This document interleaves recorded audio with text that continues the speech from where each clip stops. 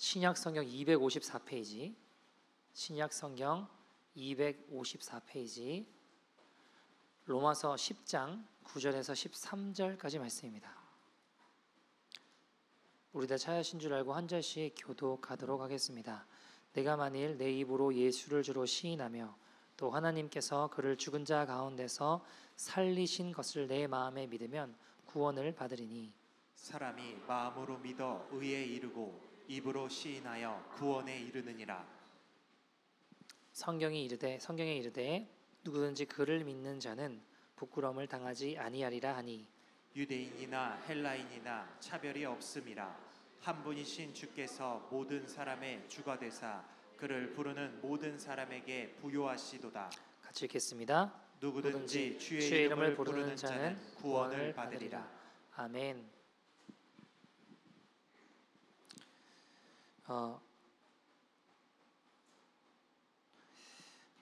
제가 어릴 때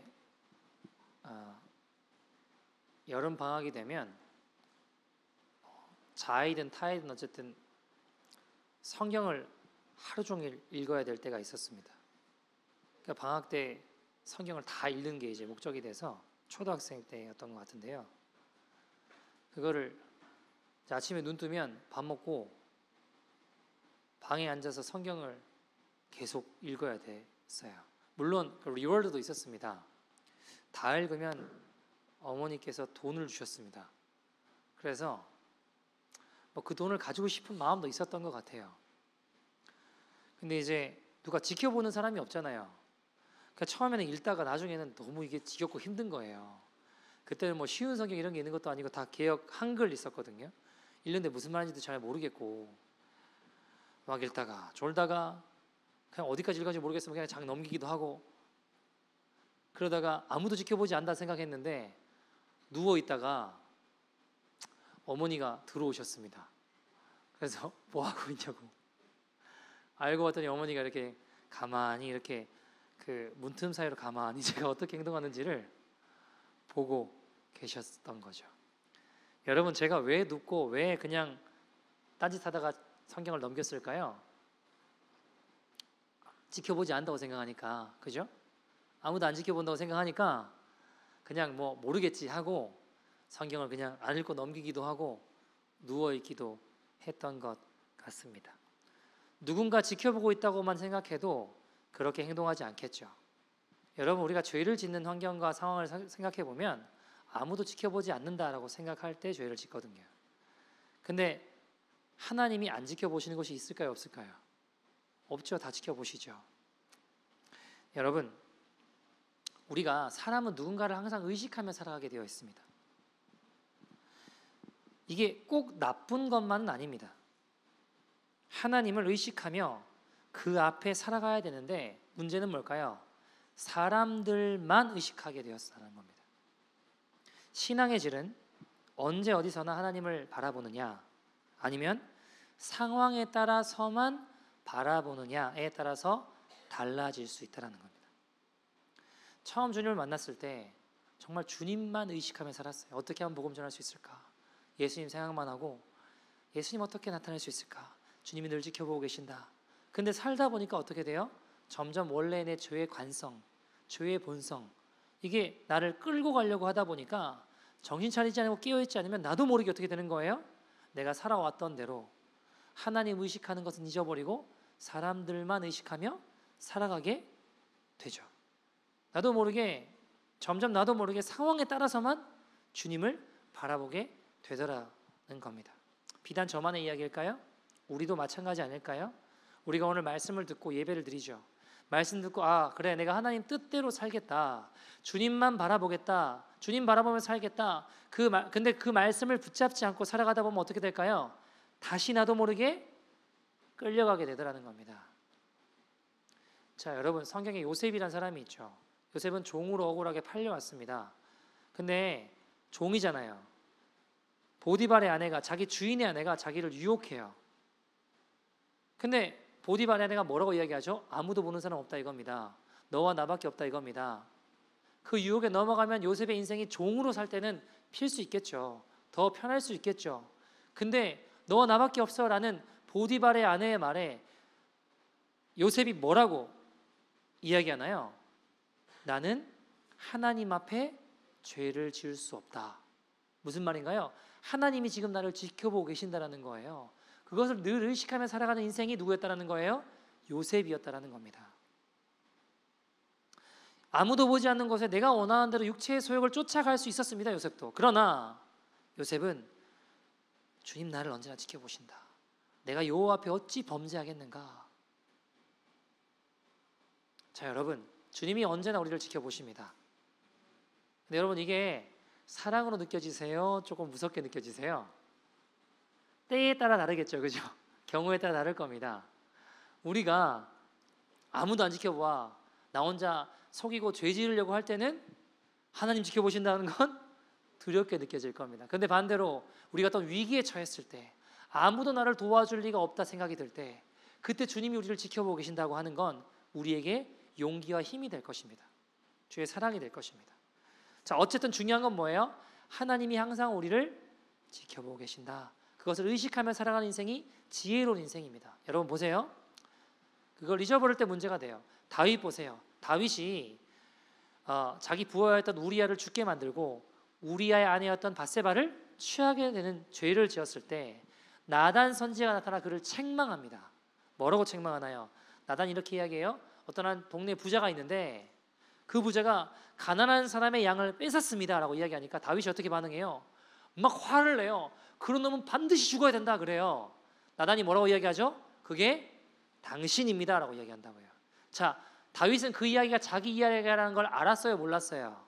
몰랐어요. 왜요? 하나님이 지켜보신다는 걸 잊어버리니까 내가 그 범죄한 상황 가운데 죄를 짓고 나단이 나타날 때까지 1년이 넘게 지났다고요. 1년이란 시간이 더 지났다고요. 근데 자기는 완전 범죄라고 생각하는 거예요. 왜요? 하나님이 지켜보시는데 분명히 그거를 의식하지 않으니까 나는 그런 죄인이 아니라고 생각한다고요. 이게 우리의 모습일 수 있습니다. 주님을 보지 못하니 어때요? 내가 그런 죄인이라고 생각하지 않아요. 내가 예수님을 십자가에 못 박아 죽인 죄인이다 생각하지 않습니다. 여러분, 회개가 안 된 상황에서 겉으로는 얼마든지 괜찮은 사람인 척 할 수 있어요. 아는 어떤 분이 지옥을 보고 오셨습니다. 깨어나시고 한동안 실어증이 걸리셔서 말씀을 너무 충격을 받으셔서 지옥의 참상을 보고 너무 충격을 받아서 몇 달 동안 말씀을 못 하셨어요. 실어증 걸리신 것처럼 한마디도 못 하시고 아무리 말을 걸고 이야기를 해도 그냥 멍하니 이렇게 계셨어요. 그리고 후에 이제 이분이 말씀을 하나둘 하기 시작하셨거든요. 어떤 교회에서 이분을 초청해서 이제 지옥 간증을 하게 되셨습니다.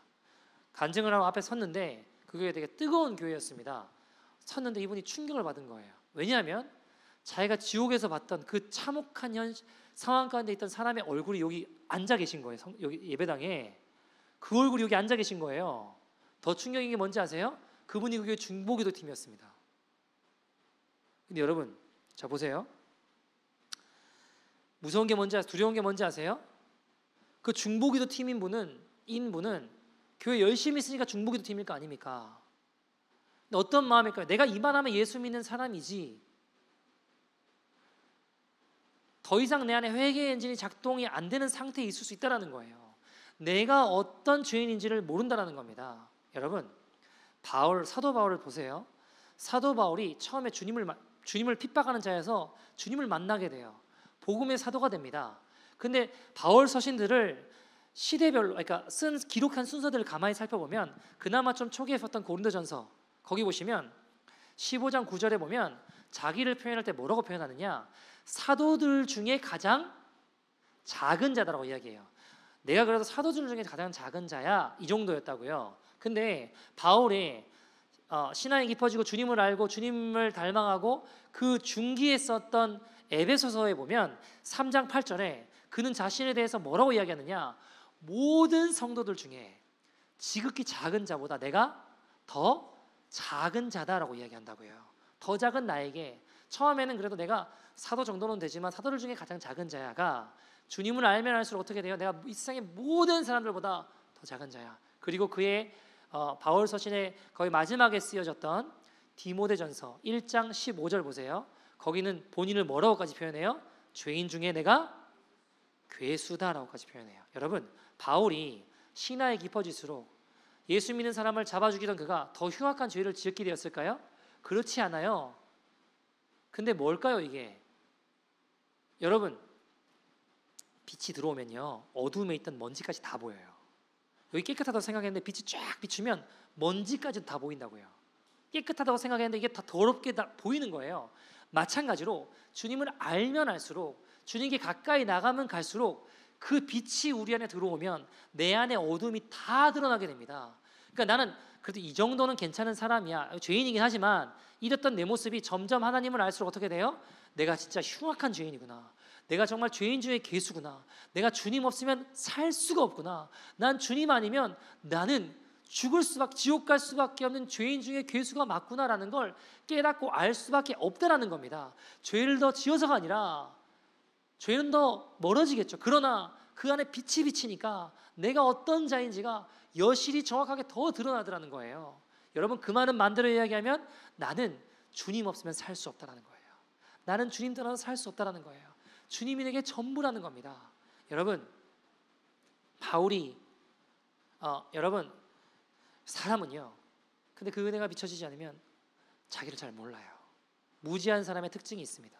첫째, 내가 나를 잘 알고 있다라고 착각해요. 생각해요. 그러니까 남을 가르치려고만 하지 배우려고 하지 않아요. 두 번째, 만약 틀린 걸 지적받잖아요. 그럼 어떻게 되는지 아세요?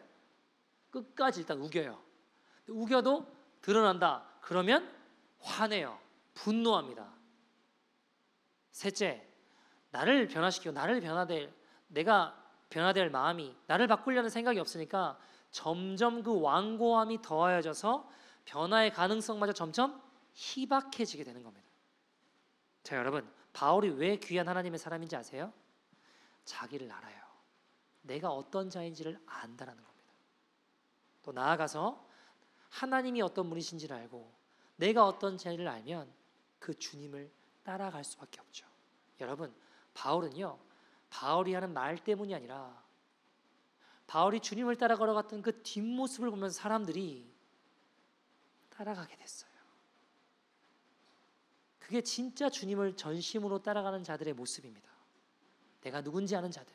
그래서 내가 행하는 혀가 아니라, 내가 말하는 말이 아니라 그 주님을 따라가는 그 뒷모습을 보면서 사람들도 저게 주님을 따라가는 거지 하고 따라가게 된다고요. 자, 여러분, 사도행전 14장 보세요.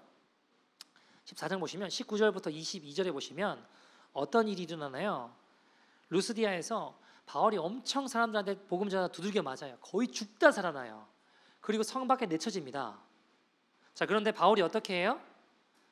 20절 보면 제자들이 둘러섰을 때 19절에 시위로 죽은 줄 알고 시위로 끌려 내쳤다. 돌을 맞아서 끌려 내쳤어요. 20절에 제자들이 그걸 봤어요. 근데 어떻게 돼요? 바울이 일어나서 다시 그 성에 들어가요.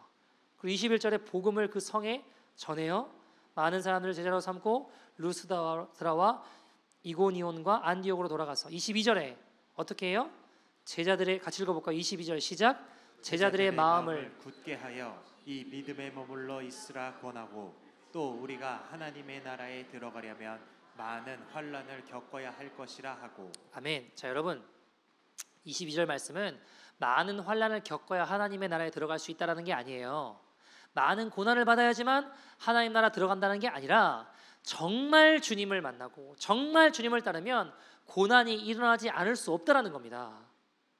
반드시 고난을 직면하게 되어 있다는 겁니다. 당연한 거 아닐까요, 여러분? 자, 여러분, 지금 바울 어떤 상황이에요? 루스드라에서 복음 전하다가 돌에 맞아 죽을 뻔했습니다. 이 루스드라의 제자들이 바울이 성 밖에 내쳐지는 장면을 봤다고요. 바울이 피범벅이 되어가지고 성 밖에 뒤둥거리고 있는 바울을 볼 때 제자들 입장에서 생각해 보자고요. 얼마나 두려울까요? 야, 예수 믿는 게 저런 거야? 야, 예수 믿으면 저렇게 죽을 뻔하고 피떡이 돼서 저렇게 두렵고 무슨 마음이 들겠어요? 근데 여러분, 바울이 불쑥 일어나더니 그 루스드라로 절뚝절뚝 비틀비틀거리며 들어가는 그 모습을 보면서, 자, 여러분, 제자들은 무슨 생각을 했을까요? 저렇게 예수님을 믿는 거구나. 주님은 저렇게 따라가는 거구나. 전심으로 십자가를 바짝 쫓아가는 여러분 증인들의 뒷모습을 보며 여러분 따라가십시오. 디도서 1장 16절 말씀 보면 이렇게 이야기해요. 같이 읽어볼까요? 시작. 그들이 하나님을 시인하나 행위로는 부인하니 가증한 자요 복종하지 아니하는 자요 모든 선한 일을 버리는 자니라. 자 보세요. 말로는 그들이 하나님을 시인해요. 근데 뭐예요? 행동으로는, 삶으로는, 행위로는 부인한대요. 여러분 말로는 잘 믿어요. 근데 삶으로는 그렇게 안 보일 수 있다는 겁니다. 말이 중요한 게 아니에요. 뒷모습을 보고 주님을 따라가는 거예요. 이게 제 기도 제목이기도 합니다. 여러분 말은 별로 영향가 없습니다. 그리고 말은 누구나 할 수 있습니다. 그러나 정말 주님을 따라가는 그 뒷모습이 진짜 그리스도인임을 보게 한다고요. 말은요 줄일수록 좋습니다. 성경에도 말이 많으면 허물을 면하기 어렵다라고 했습니다. 말이 많으면 허물이 많아진다라고 이야기하는 거예요.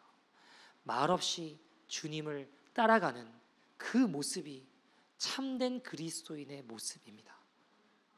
여러분 저희 십자가교회는 친교가 좀 약한 편입니다. 근데 다분히 의도가 있어요. 왜냐하면 여러분 서로 친해지면 예수 그리스도의 참된 사랑이 느는 게 아니고 험담이 늘어요. 제가 한국에서부터 쭉 사역을 해오면서 내린 결론이에요.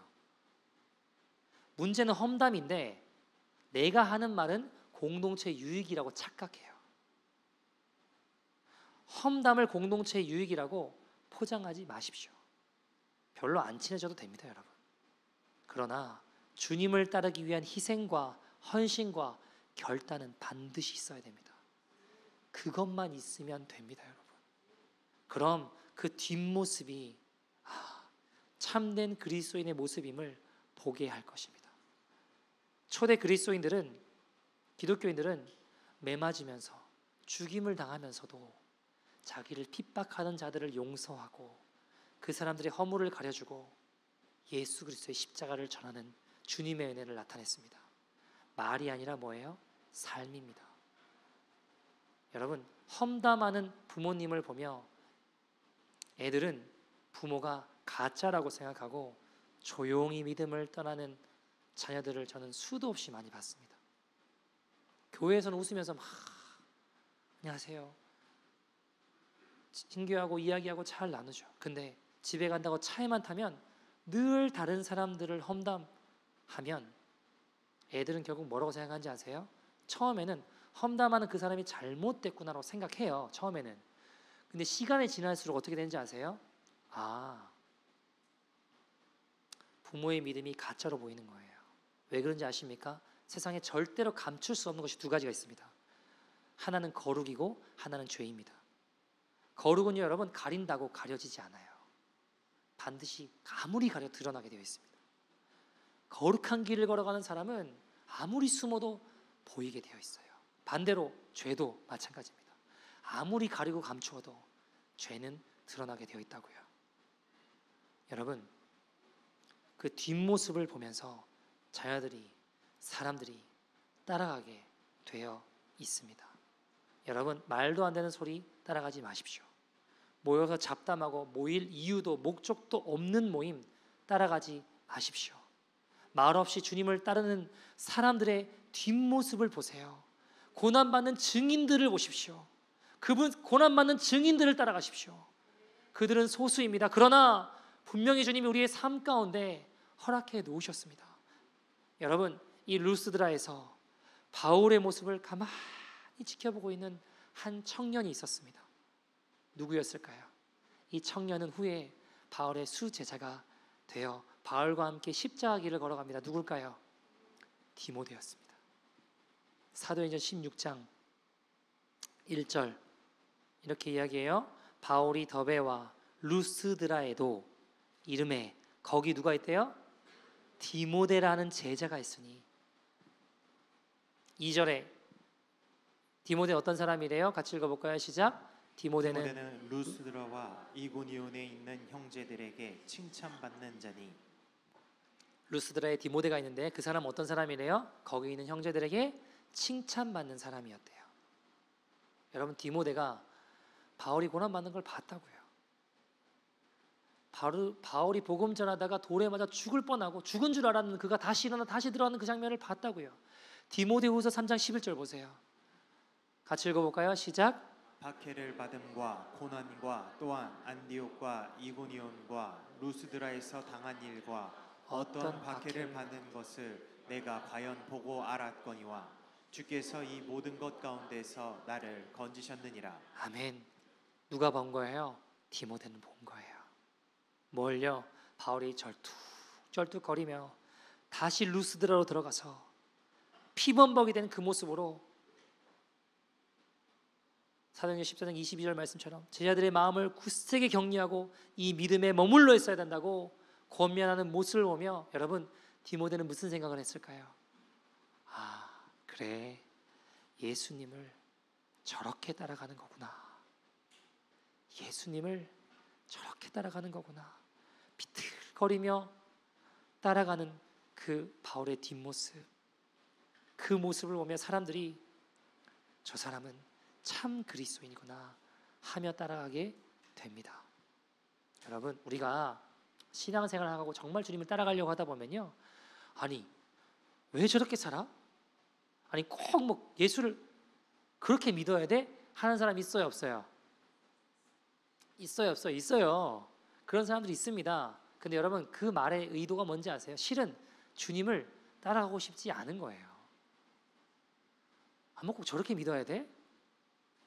둘 중에 하나입니다. 예수를 믿지 않거나 또는 거듭나지 않았는데 거듭난 척하며 살아가는 사람이라고요. 정말 주님을 만나면 꼭 그렇게 예수를 믿어야 돼? 그 소리를 들을 수밖에 없어요. 왜요? 당연한 거 아니겠습니까? 세상의 방식으로 살지 않고 하나님의 말씀대로 살려고 하니까 그 소리는 들어요. 여러분, 주님을 정말 따라가려면 바짝 주님을 따라가는 사람들을 쫓아가십시오. 신앙생활에는요, 적당이라는 건 없어요. 왜요? 이건 죽느냐 사느냐의 문제예요. 너무 잘 믿어서 문제되는 거 없습니다, 여러분. 근데 꼭 그렇게 가려고 하면 꼭 그렇게 믿어야 되는 사람 있습니다. 제가 대학 갔을 때요, 여기는 안 그렇겠지만 한국은, 제가 한국에 대학 나왔는데 그 술 문화가 참 많이, 뭐 지금은 모르겠습니다만 제가 대학 다닐 때는 정말 거짓말이 아니고 중간고사 보는 날까지 거의 매일 술집이었던 것 같아요. 근데 저는 뭐 모이라 뭐 어쩐다 해도 막 빼거나 이러지 않아요. 다 가요.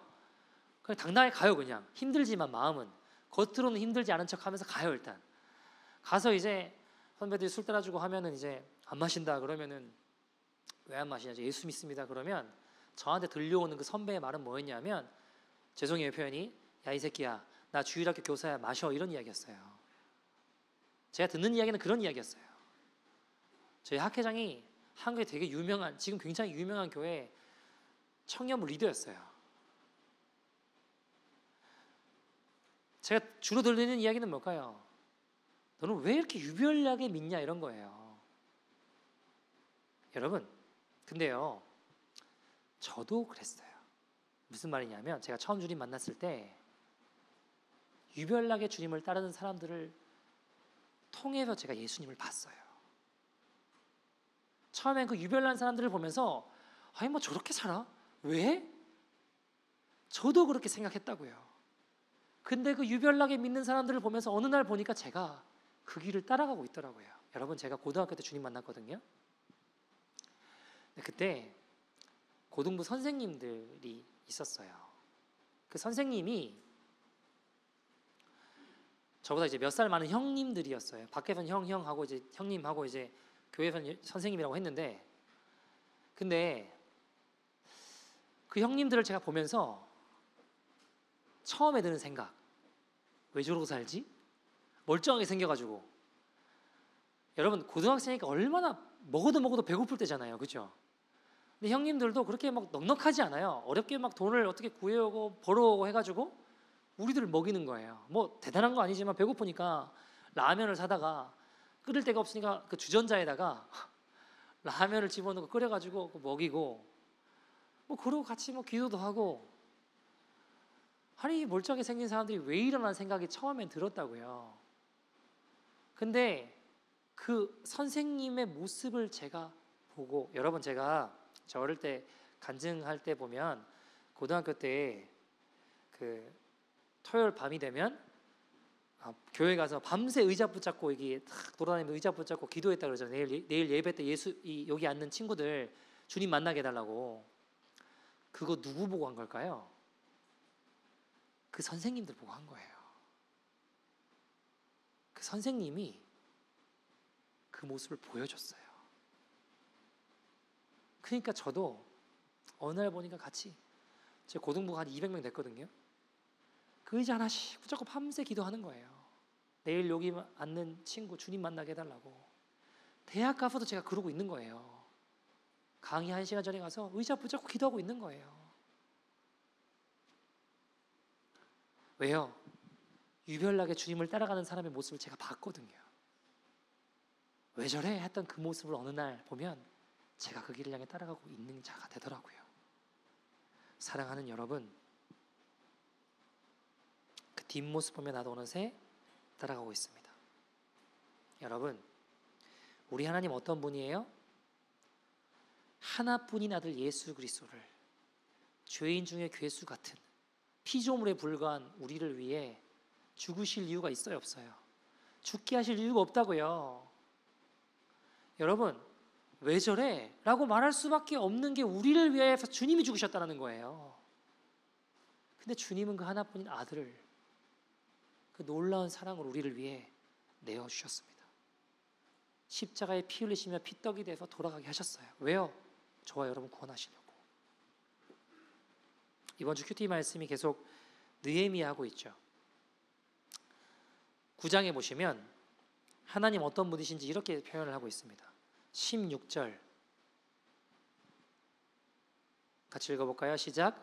그들과 우리 조상들이 교만하여 목을 굳게 하여 주의 명령을 듣지 아니하고 17절 거역하여 흑주에서 그들 가운데서 행하신 기사를 기억하지 아니하고 목을 굳게 하며 폐역하며 스스로 한 우두머리를 세우고 종되었던 땅으로 돌아가고자 하였나이다.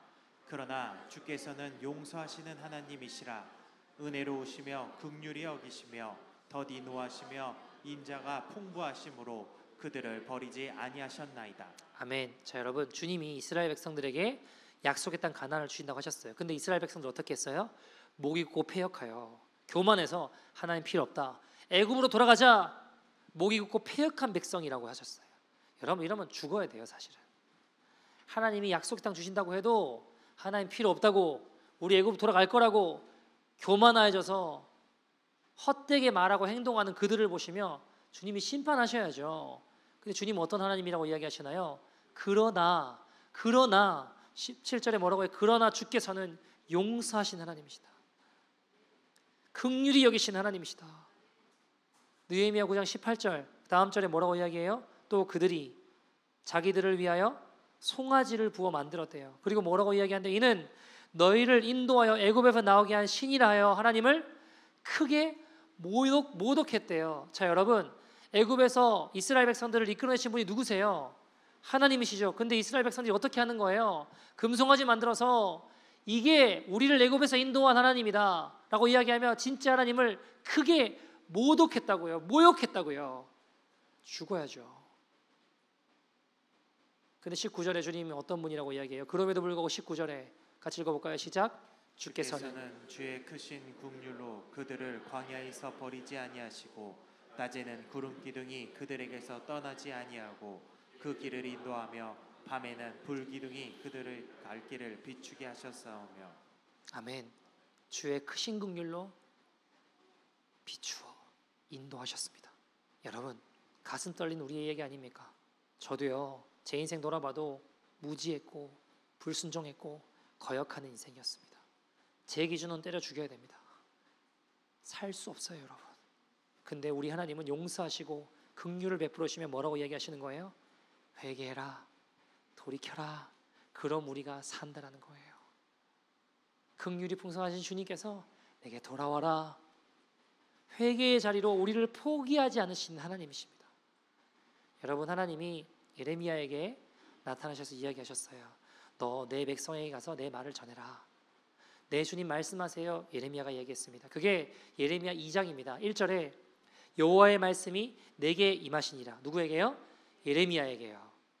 2절에 뭐라고 이야기하세요? 같이 읽어볼까요? 시작. 가서 예루살렘의 귀에 외칠지니라.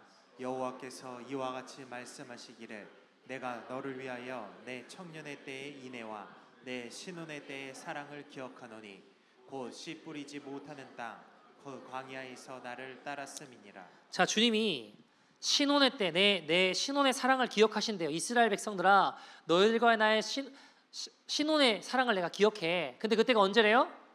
광야래요. 광야래요. 씨 뿌리지 못하는 땅 광야. 여러분, 광야에서 이스라엘 백성들이 하나님께 신실했죠. 하나님 말씀에 불평도 한마디 하지 않고 하나님 늘 잘 따랐죠. 아닌 걸 우리가 너무 잘 알고 있잖아요. 근데 그때를 하나님은 뭘로 기억하신다고요? 신혼의 때로 기억하신다고요.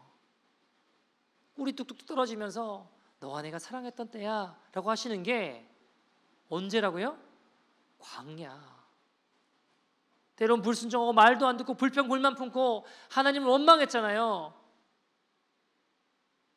근데 하나님은 내가 너를 위해 홍해를 가르고 구름 기둥과 불 기둥을 인도했던 그때, 광야에서 반석에 물을 냈던 그때, 너를 구원했던 그때, 주님은요 그때가 너무 좋으셨는가 봐요. 너무 좋으셨는가 봐요.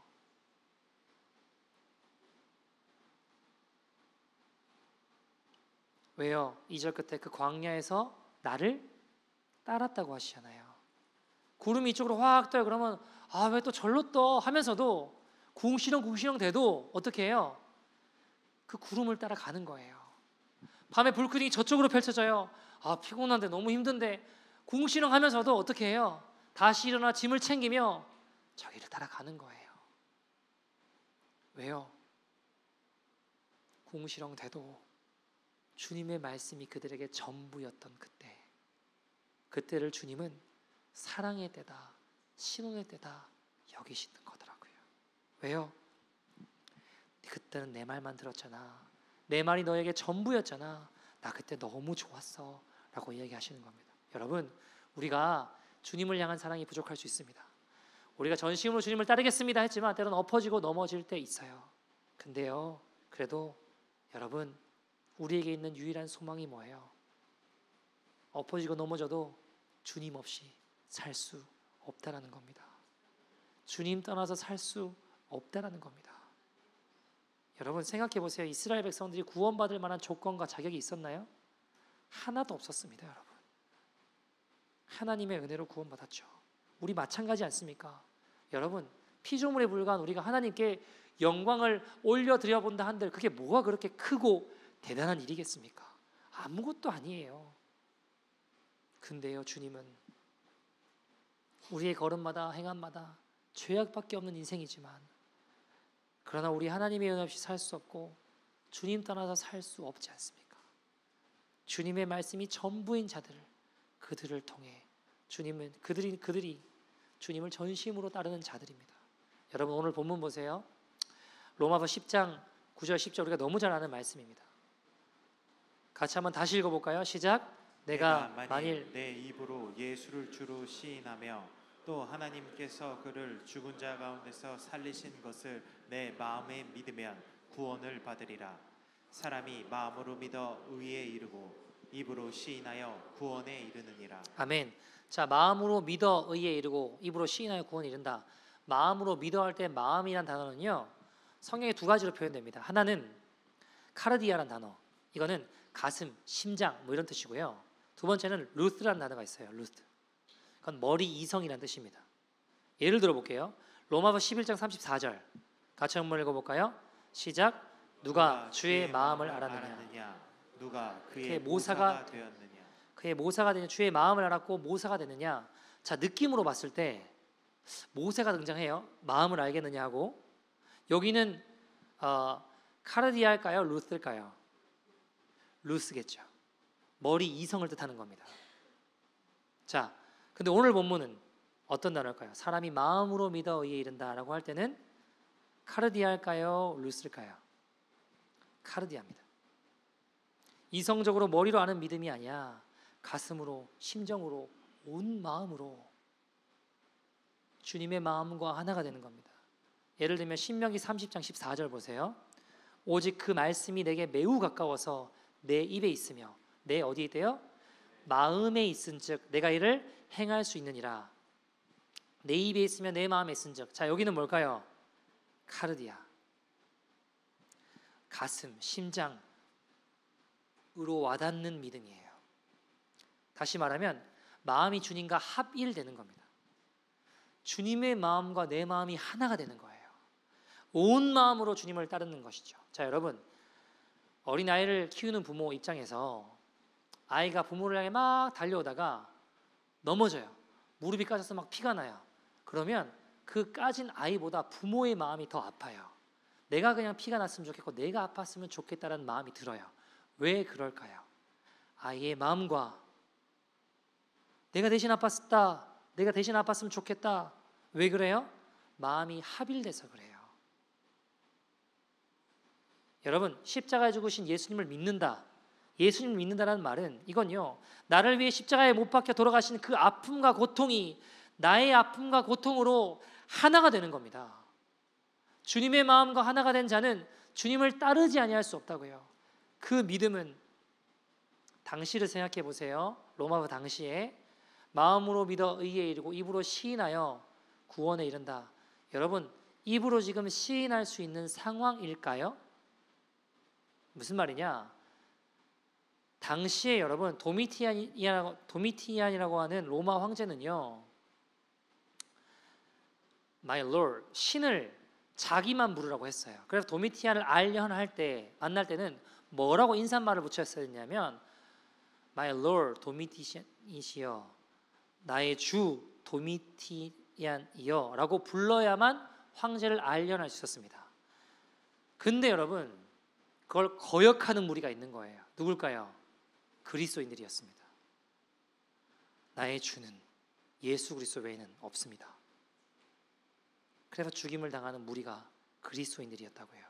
다시 말하면 지금 로마서에서 말하고 있는 마음으로 믿어 입으로 시인한다, 예수 그리스도를 나의 주로 시인한다라고 하는 건 우리가 지금 살아가는 것처럼 예수님 믿습니다, 그냥 고백하는 이런 믿음을 이야기하는 게 아니라 목숨을 내놓고 믿어야 되는 믿음을 이야기하는 거예요.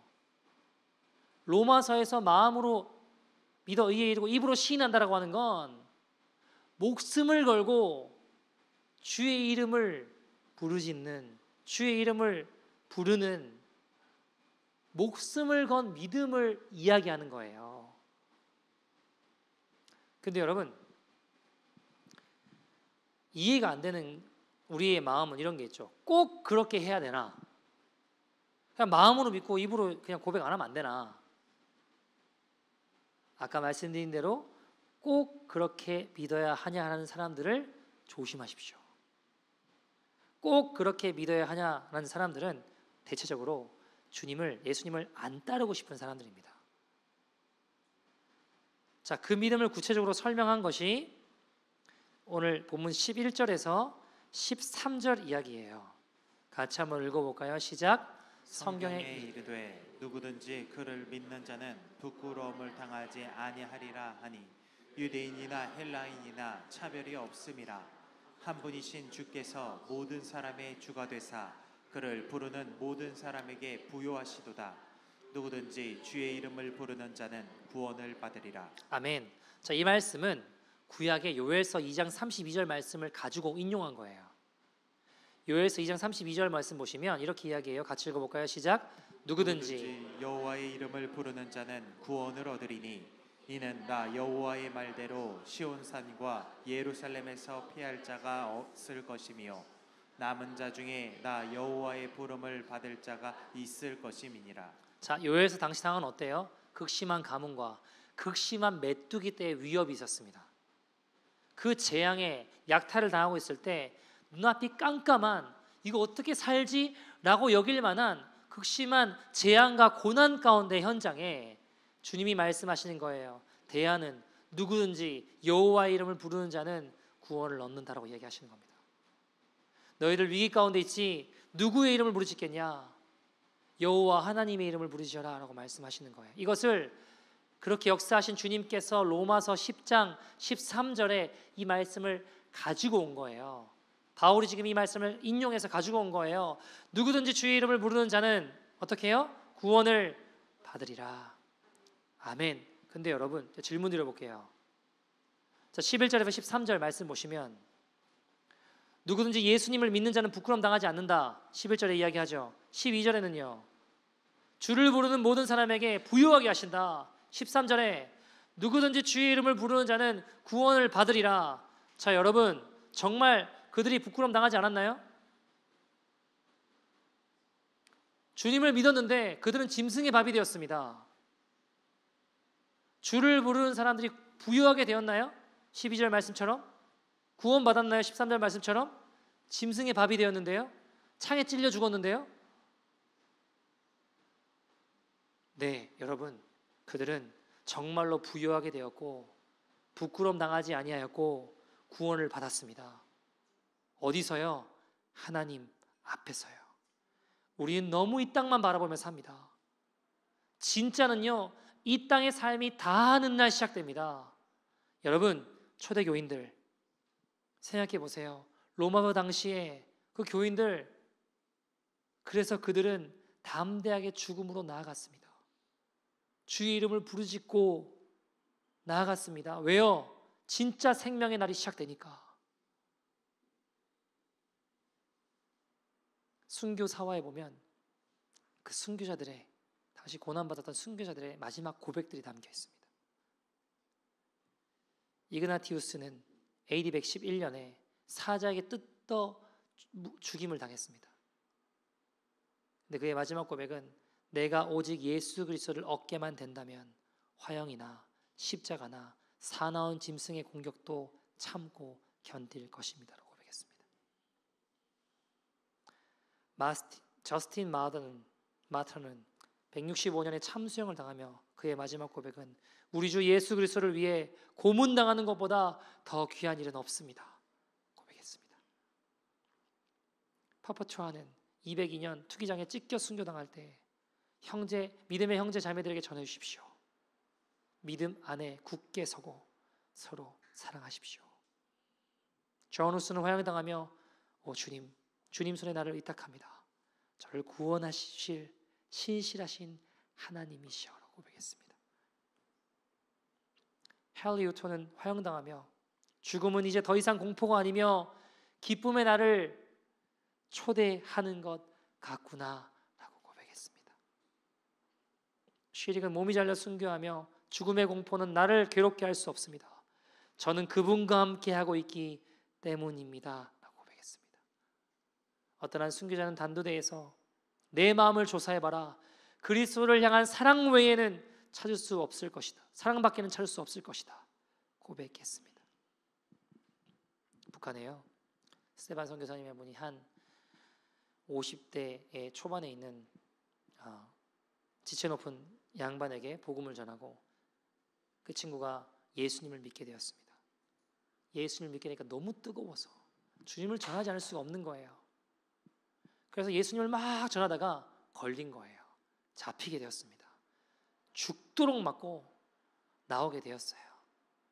이 신분이 있어서 그런지 정치 문수에 넣지 않았대요. 근데 나와서 어떻게 했을까요? 그렇게 매 맞고 나와서 바울처럼 또 복음을 전하는 거예요. 또 잡혔습니다. 또 매 맞았습니다. 나중에 이야기 들어보니까 성대를 잘라버렸대요. 복음 못 전하게 하려고. 여러분, 이분이 전하다가 잡혀서 또 매 맞고 풀려나면 또 전하고 또 매 맞고 또 나가서 또 전하고 결국 고문당하다가 하반신 마비가 돼요. 불구자가 되었습니다. 스테반 선교사가 전한 복음을 듣고요. 복음 전하다가 하루는 예배 때 특송을 하라고 해서 특송을 하는데 찬송가 272장 고통의 멍에 벗으려고 주님께로 나옵니다. 이 찬양을 부르는 거예요. 이 찬양을 쭉 하는데 자유와 기쁨 베푸시는 주께로 갑니다. 병든 내 몸이 튼튼하고 빈궁한 삶이 부해지며 죄악을 벗어버리려고 주께로 갑니다. 이 찬양을 하는데 사람들이 막 울기 시작. 어떤 사람은 대성통곡하기 시작하는 겁니다.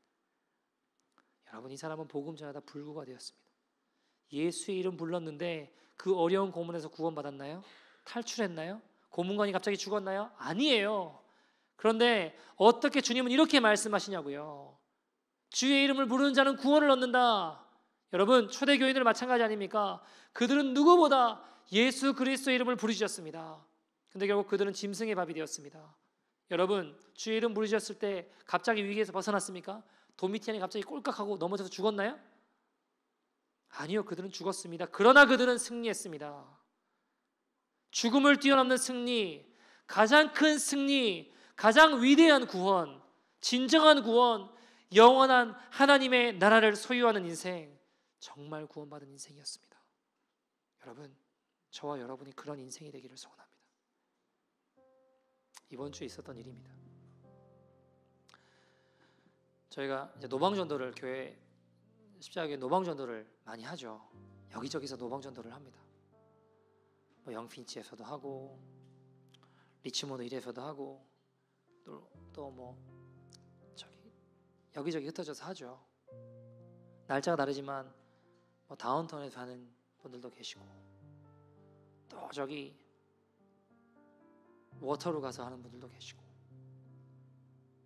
근데 이번 주에 다운타운에서 전도를 하는데 막 이제 한 친구가 복음을 막 전했어요. 예수님 믿으라고 막 복음을 전하고 있는데 갑자기 길 지나가던 좀 정신이 이상했던 노숙자분 같아요. 옆에 오더니 갑자기 주먹으로 이 친구 얼굴을 확 내리쳤어요. 복음을 막 전하다가 이 친구가 펑 하고 맞고 쓰러졌어요. 그 자리에. 자, 여러분, 복음 전하다가 매 맞았어요. 마음에 두려울 수 있잖아요. 복음 전했잖아요. 아, 무섭다 두렵다 그만둘 수 있는 거 아니에요? 근데 이 친구가 퍽 하고 쓰러지더니 바로 다시 일어나서 끝까지 복음을 전했어요. 저는 그 모습이 바울이 루스드에서 매 맞고 아, 이제 이만큼 했으면 됐지, 다른 도시 가자 할 수 있잖아요. 바울이 다시 그 흠뻑 두둑이 피떡이 된 그 모습으로 루스드로 다시 들어가는 그 뒷모습 같았어요. 여러분, 그 길을 정말 걸어가는 사람들을 보면 눈물이 나요. 그리고 여러분, 정상적인 그리스도인이라면 정말 그 길을 걸어가는 사람들을 봤을 때, 고난당하는 사람을 봤을 때 부러워해야 됩니다. 부끄러움과 동시에 부러워해야 되는 게 정상이에요. 그게 정상적인 그리스도인의 모습입니다. 제가 그 아이에게 I'm so proud of you. I'm so proud of you. 저렇게 눈물이 나더라고요. 저도 고등학교에서 주님 만나고 학교에서 예배드리고 복음 전하고 기도하다가 선생님한테 사정없이 맞았어요. 그냥 뺨을 수십 방을 맞은 것 같아요. 사정없이 맞았어요. 여기가 교회냐고, 그만하라고, 하지 말라고. 근데요, 맞는데 제가 너무 기뻤어요. 막 맞는데 너무너무 기쁘니까 눈물이 나더라고요. 너무너무 행복하니까 눈물이 나더라고요. 왜냐하면 여러분, 저는 모태신앙이라서요, 예수 믿는다고 핍박을 받아본 적이 없어요. 예수님 때문에 맞아본 적이 없어요. 고난 겪어본 적이 없어요. 근데 처음으로 제 인생에 예수님의 흔적이 새겨지는 것 같아서 너무 행복하고 너무 기쁘더라고요. 진짜 눈물이 나더라고요. 너무 좋으니까. 수십 대를 사정없이 맞는데 너무 좋은 거예요. 내 몸에 그리스도의 흔적이 생기는 것 같은 거예요. 제가 마음에 난 내일 또 기도할 거야. 내일 때리면 난 더 기도할 거야. 그 다음 날도 때리면 나는 더 선생님 위해서, 친구 위해서, 학교 위해서, 구원을 위해서 주님 만나게 해달라고 나는 더 열심히 기도할 거야. 제 마음에 그런 마음이었어요. 그리고 1년 뒤에 몇 명 안 모이던 그 기도 모임이 50-60명이 모여서 학교를 둘러싸고 기도하는데 그 하나님의 놀라운 부흥과 은혜들을 맛보았습니다. 사랑하는 여러분, 주님, 우리의 가슴이 하나님 나라를 위해 불타오르기를 소원합니다. 우리의 가정과 직장과 삶의 터전에서 더 하나님 나라를 향해 타오르는 저와 여러분 되기를 소원합니다. 정말 우리 안에 예수님 계시다면 예수님 적당히 믿는 게 더 힘들어요. 얼마나 분별력이 좋고 능력이 좋으시면 예수님을 적당히 믿으실 수가 있습니까? 사랑하는 여러분, 우리가 적당이라고 하는 그 가면 뒤에 이 길을 쉽게 가고 편하게 가고 쉬어가게 하려고 싶어하는 우리의 못난 자가 숨어있진 않으십니까? 우리가 찬양하고 기도했으면 좋겠는데요, 주님 앞에 내가 어떤 자인지를 보여달라고 기도합시다. 그리고 이런 죄인을 포기하지 않으시는 주님을 보게 하여 주시옵소서. 여러분, 우리 주님은 우리를 절대 포기하지 않으십니다. 긍휼과 사랑으로 주님의 길을 가게 하십니다. 주님과 마음이 하나가 되어 주님을 따르는 저와 여러분 되기를 소원합니다. 나아가 여러분, 우리가 주님의 증인으로 우리의 혀와 말이 아니라 삶으로 주님을 따라가는, 우리의 수많은 말이 아니라 우리의 뒷모습이 정말 주님을 따라가는 그런 저와 여러분 되기를 소원합니다. 함께 찬양하시죠. 세상은 들리고 세상은 들리고 사람들은 변하여도 나는 주를 섬기리. 주님의 사랑은 영원히 변하지 않습니다. 사랑은 영원히 변하지 않네. 나는 주를 다시 한번 찬양합시다. 세상은 들리고 사람들은 변하여도 사람들은 변하여도 나는 주를 섬기리. 왜냐하면 주님의 사랑은, 신실하신 주님의 사랑은, 오늘도 다음 없는 주님의 사랑은, 변함없는 주님의 사랑은 우리를 주님의 생명으로 인도하시기 때문입니다. 나는 주를 신뢰 오직 믿음으로, 오직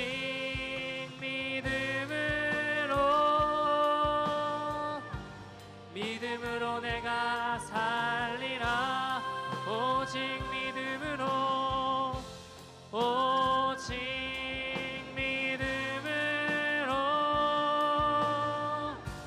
믿음으로 내가 살리라. 믿음은 들리고 사람들 주를 떠난다고 해도, 믿음은 들리고 사람들 주를 떠나 나는 주를 섬기리. 나는 주님을 따르리. 주님의 나라는 영원히 쇠하지 않습니다. 주님의 나라는 영원히 쇠하지 않.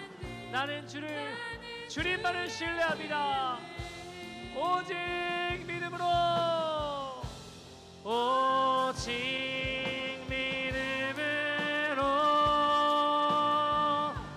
믿음으로 내가 살리라. 오직 믿음으로,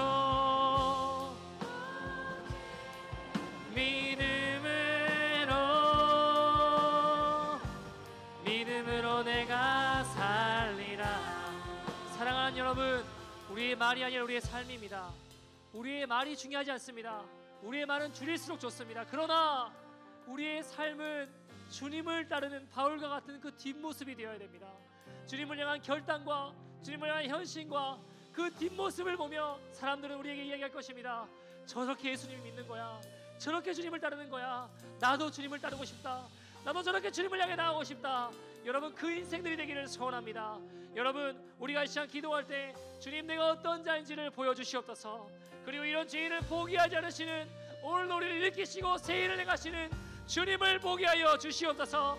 그 길과 사랑으로 주님의 길을 가게 하십니다. 주님의 마음과 하나가 되어 주님을 따르는 믿음의 인생 되게 하여 주시옵소서. 우리 다 같이 주의 이름 부르며 통성으로 기도하겠습니다.